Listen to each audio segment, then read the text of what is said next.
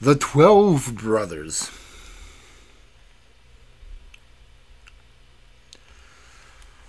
There were once upon a time a king and queen who lived happily together, and they had 12 children, all of whom were sons.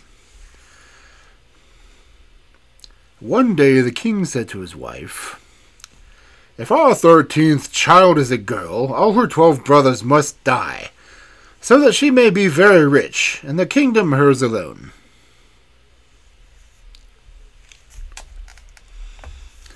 Then he ordered 12 coffins to be made, and filling them with shavings, and placed a little pillow in each.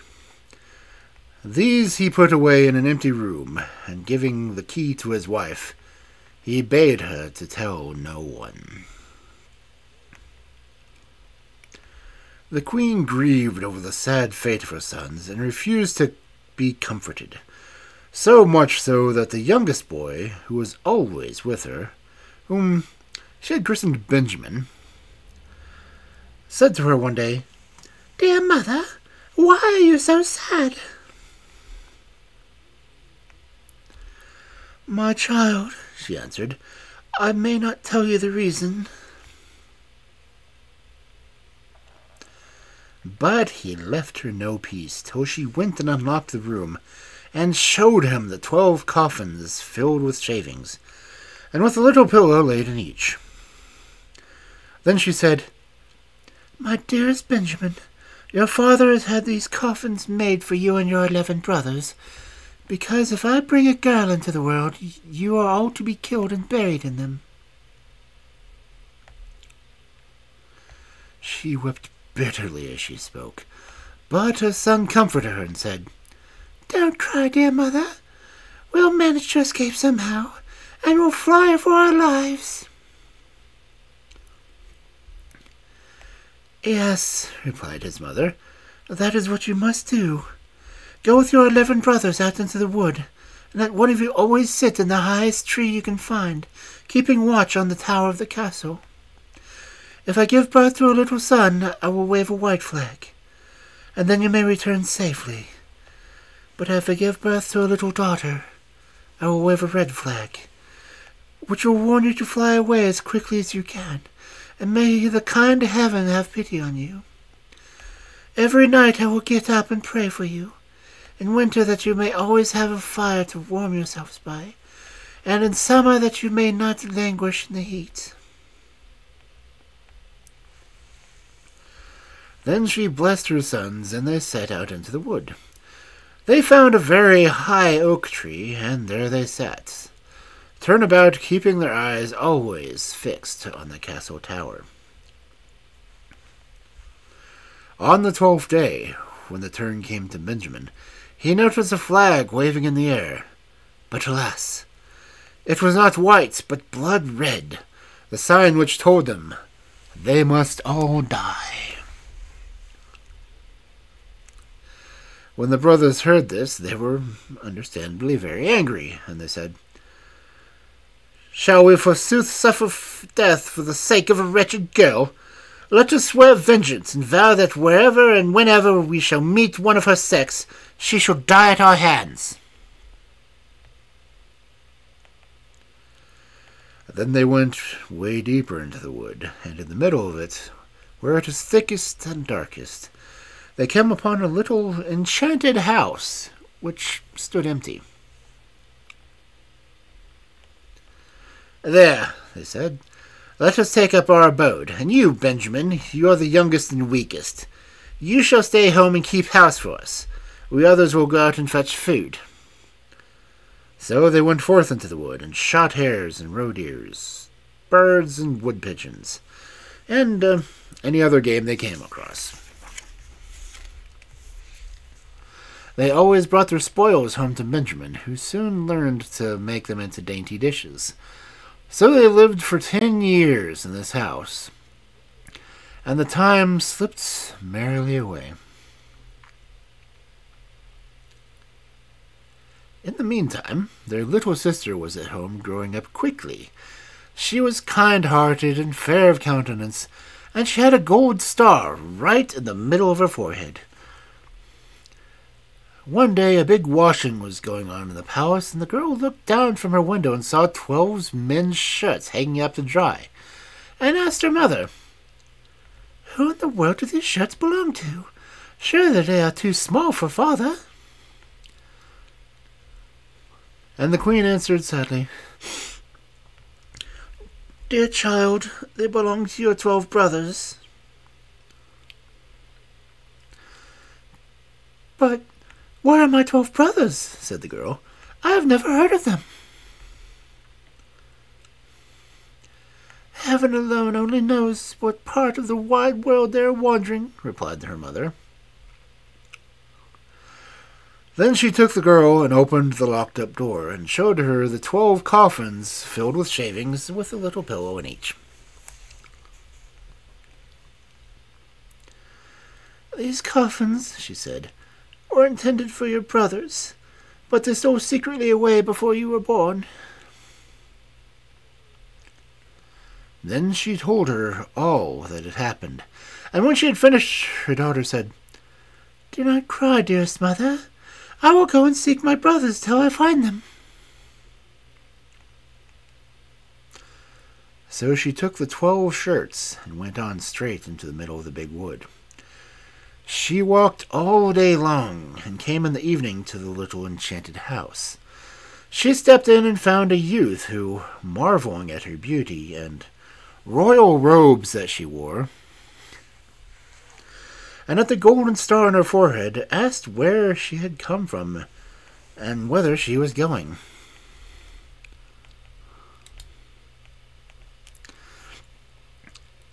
"I am a princess," she answered, "and am seeking my 12 brothers. I meant to wander as far as the blue sky stretches over the earth till I find them."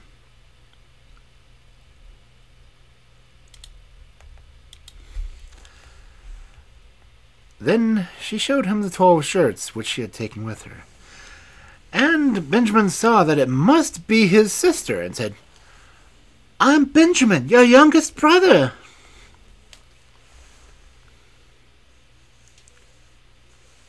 So they wept for joy and kissed and hugged each other again and again. After a time, Benjamin said,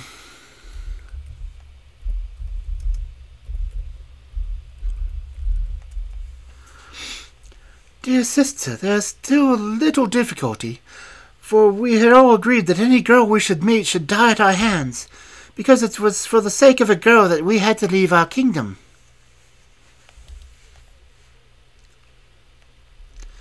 "But," she replied, "I will gladly die if it means I can restore my 12 brothers to the throne."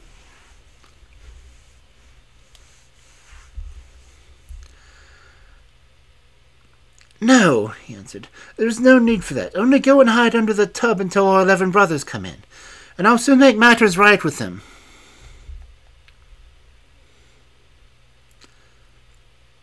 She did as she was bid, and soon the others came home from the chase and sat down for supper. "Well, Benjamin, what's the news?" they asked, but he replied, "I like that. Have you nothing to tell me?"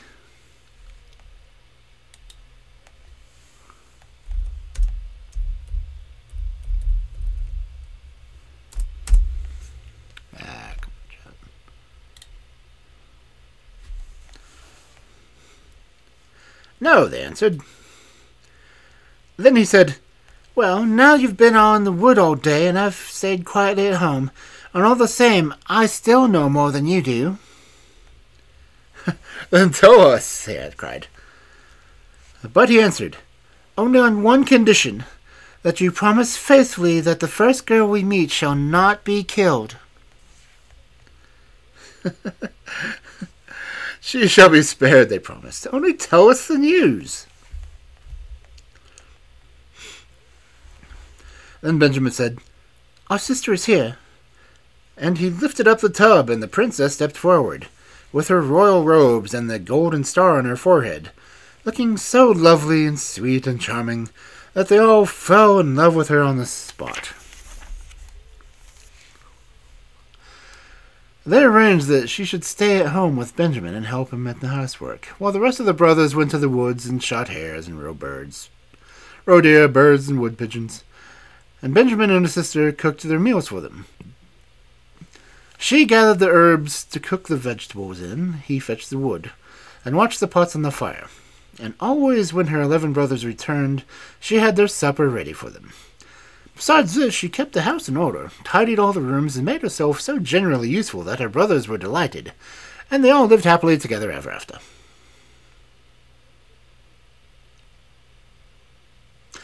One day, the two at home prepared a fine feast, and when they were all assembled, they sat down and ate and drank and made merry.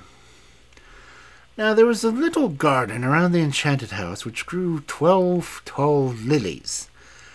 The girl, wishing to please her brothers, plucked the 12 flowers, and meaning to present one to each of them as they sat for supper.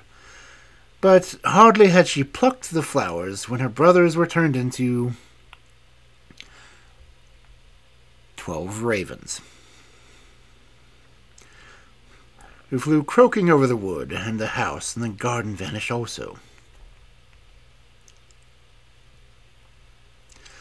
The poor girl found herself left all alone in the wood, and as she looked round her, she noticed an old woman standing close beside her, who said, "My child, what have you done? Why didn't you leave the flowers alone? They were your 12 brothers. Now they are changed forever into ravens." The girl asked, sobbing, "Is there no means of setting them free?" "No," said the old woman.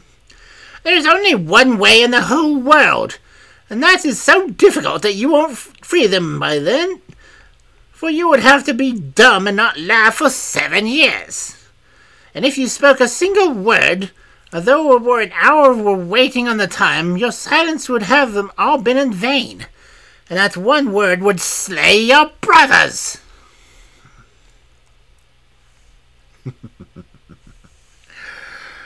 Then the girl said to herself, "If that is all, I am quite sure I can free my brothers."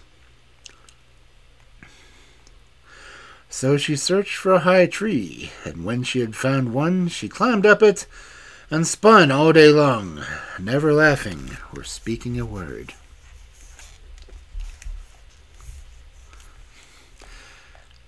Now it happened one day that a king who was hunting in the wood had a large greyhound, who ran sniffing to the tree on which the girl sat. And jumping around it, yelping and barking furiously, the king's attention was attracted.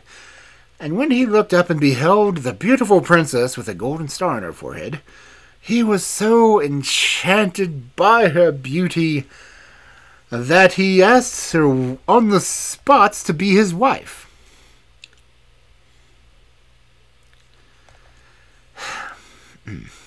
She gave no answer, but nodded silently with her head. Then he climbed up the tree himself, lifted her down, and put her on his horse, and bore her home to the palace. As one does. The marriage was celebrated with much pomp and ceremony, but the bride neither spoke nor laughed.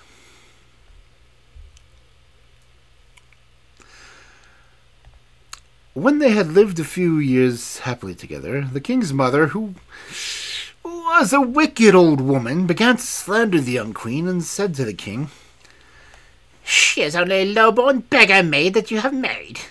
Who knows what mischief she is up to? If she is deaf and can't speak, she might at least laugh. Depend upon it, those who don't laugh have a bad conscience." At first, the king paid no heed to her words, but the old woman harped on so long on the subject and accused the young queen of so many bad things that at last he had let himself be talked over, and condemned his beautiful wife to death.